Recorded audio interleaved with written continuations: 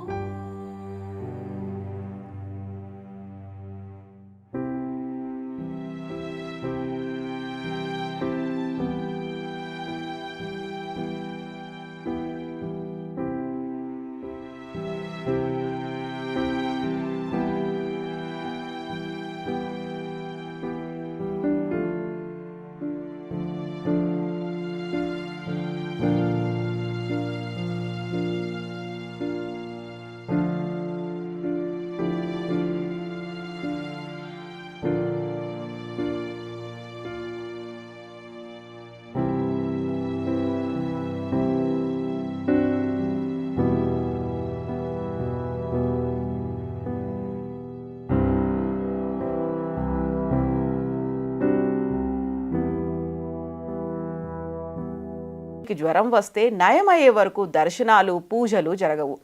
జ్యేష్ఠ పౌర్ణమి నాడు జగన్నాథుడి పుట్టినరోజు అని భక్తుల నమ్మకం. జగన్నాథుడి పుట్టినరోజును పూరిలో స్నానయాత్ర లేదా స్నాన పౌర్ణమి అని కూడా అంటారు. ఆలయ ప్రాంగణంలో సోనా కువాగా పిలిచే బంగారు బావి ఉంటుంది. శీతలాదేవి ఆ బావిని కాపాడుతుంది. ఆ బావిని ఏడాదికి ఒక్కసారి తెరుస్తారు. ఆ రోజు గర్భాలయం నుంచి మూలమూర్తులను తెచ్చి స్నానవేది అనే చోట భక్తులందరికీ కనిపించేలా విగ్రహాలను ఉంచి ఈ బావి నీటితో 108 బిందెలతో అభిషేకం చేస్తారు. అభిషేకం తర్వాత ఏనుగు తొండం తరహాలో గజవేషంలో దేవుణ్ణి అలంకరిస్తారు. అయితే ఇలా 108 కుండల నీళ్లలో తడిసిపోవడంతో భగవంతుడికి జ్వరం వచ్చిందని దేవాలయ పూజారులు ప్రకటిస్తారు. అన్ని నీళ్లలో తడిస్తే మనకు కూడా జలుబు చేస్తుంది కదా. అలాగే స్వామివారికి కూడా అనారోగ్యం కలిగినట్టుగా చెప్తారు. అలంకరణ తీసేసి అచ్చం జ్వరబాధితులాగే ఉంచుతారు. గర్భాలయంలో మూల విగ్రహాలను పెట్టే వేదిక ఎడమ పక్కన ఒక ఖాళీ స్థలంలో మూర్తులను పడుకోబెడతారు. స్వామివారికి కలిగిన అనారోగ్య కాలం 15 రోజులను అనాసారగా పిలుస్తారు. ఈ సమయంలో భక్తుల కోసం గర్భగుడిలో జగన్నాథుడి పాత చిత్రాలను ప్రదర్శిస్తారు. సాధారణంగా పూరి అంటేనే ప్రసాదాలకు ఫేమస్. అక్కడ దేవుడికి అనేక రకాల నైవేద్యాలు పెడతారు. చెప్పను భోగ్గా పిలిచే 56 రకాల నైవేద్యాలు ఏడాది పొడవునా పెడతారు.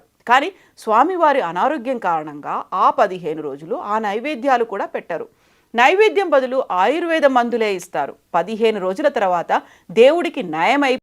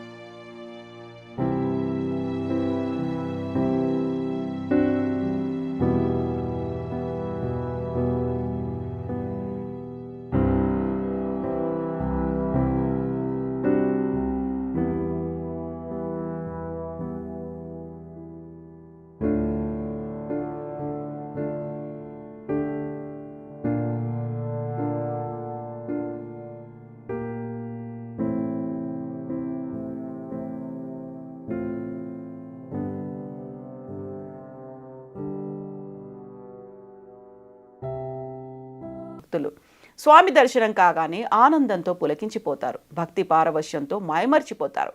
ఆ క్షణం అపురూపం. సర్వం జగన్నాథం. రథయాత్రలో విశేషం ఏమంటే గుండీచా ఆలయానికి ఊరేగింపు రాగానే రథం తనంతట తానే ఆగిపోతుంది. దాన్ని ఎవరూ ఆపరు. ఇది కూడా ఎప్పటికీ ఒక మిస్టరీగానే ఉండిపోతుంది. రథయాత్ర నేపథ్యం గురించి రకరకాల కథనాలు ప్రచారంలో ఉన్నాయి. ద్వాపర యుగంలో కంసుడిని వధించడానికి బలరామకృష్ణులు బయలుదేరిన ఘట్టాన్ని పురస్కరించుకొని ఈ యాత్ర జరుపుతారని ఒక కథనం. ద్వారకకు వెళ్లాలన్న సుభద్రాదేవి కోరిక తీర్చే ముచ్చటే ఈ రథయాత్ర అని మరికొందరు చెబుతారు. ఇక గుండీచాదేవి మందిరం విషయానికొస్తే పూరి జగన్నాథ ఆలయాన్ని నిర్మించిన ఇంద్రద్యుమ్న మహారాజు భార్య గుండీచా. ఆవిడ కూడా జగన్నాథ బలభద్రుల కోసం ప్రధాన ఆలయానికి 3 కిలోమీటర్ల దూరంలో ఒక మందిరం నిర్మించింది. అదే గుండీచా ఆలయం.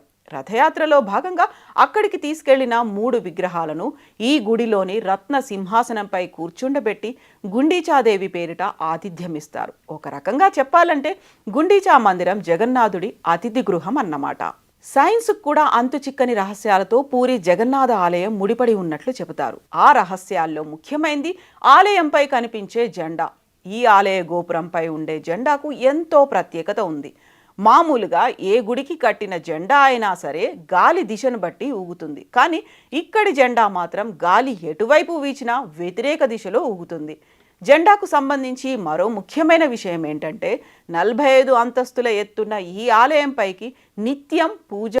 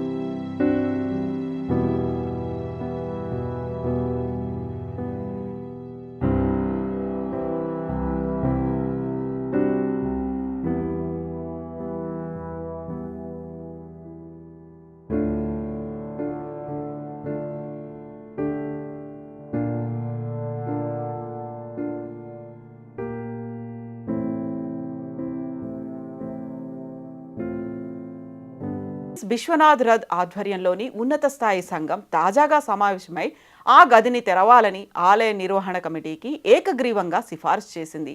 46 ఏళ్ల క్రితం చివరిసారిగా 1978లో రత్న భండార్ను తెరిచి నగల విలువను లెక్కించారు. ఒడిశాలో ఇటీవల జరిగిన అసెంబ్లీ ఎన్నికల్లో రత్న భండార్ను తెరవడం ప్రచారాస్త్రంగా మారింది. తాము అధికారంలోకి రాగానే రత్న భండార్ను తెరిపిస్తామని బీజేపీ హామీ ఇచ్చింది. ఎన్నికల ఫలితాల తర్వాత బీజేపీ ప్రభుత్వం ఏర్పడడంతో హామీ అమలు కోసం ప్రభుత్వం ఉన్నత స్థాయి కమిటీని ఏర్పాటు చేసింది. ఈ కమిటీకి ఆలయ ముఖ్య కార్యనిర్వహణ అధికారి కన్వీనర్గా ఉన్నారు. అయితే రథయాత్ర జరుగుతున్నందున కమిటీ అడిగిన తాళం చెవి ఇవ్వడం కుదరదన్నారు. అయితే ఈ నెల 14న రెండో తాళం చెవి ఇవ్వకపోతే తాళం బద్దలు కొట్టైనా రత్న భండార్ను తెరవాలని నిర్ణయించారు. రత్న భండార్ను తెరిచి నగలు లెక్కించి అవసరమైన వాటికి మరమ్మతులు చేయిస్తారు. పురుషోత్తమ క్షేత్రంగా ప్రసిద్ధిగాంచిన పూరీ క్షేత్రానికి శ్రీక్షేత్రం, శంఖక్షేత్రం, నీలాచలం, నీలాద్రి అనే పేర్లు కూడా ఉన్నాయి. పూరి అంటే పూరించేదని అర్థం. భక్తుల కోరికలు తీర్చే దివ్యక్షేత్రం కావడంతో పూరి అనే పేరును జగన్నాథుడి కరుణా కటాక్షానికి పర్యాయపదమైందని భక్తుల విశ్వాసం. అన్ని ఆలయాల్లానే కనిపించిన పూరి ప్రవేశ ద్వారం నుంచి గోపురంపై ఎగిరే జెండా వరకు అణువణువు ప్రత్యేకమైందే, ఊహకందని మిస్టరీనే. ఇలా ఎన్నో ప్రత్యేకతలు, ఎప్పటికీ అంతుచిక్కని రహస్యాలను తనలో దాచుకున్న పూరి జగన్నాథుడి ఆలయం ప్రపంచంలోనే ప్రత్యేకమైంది.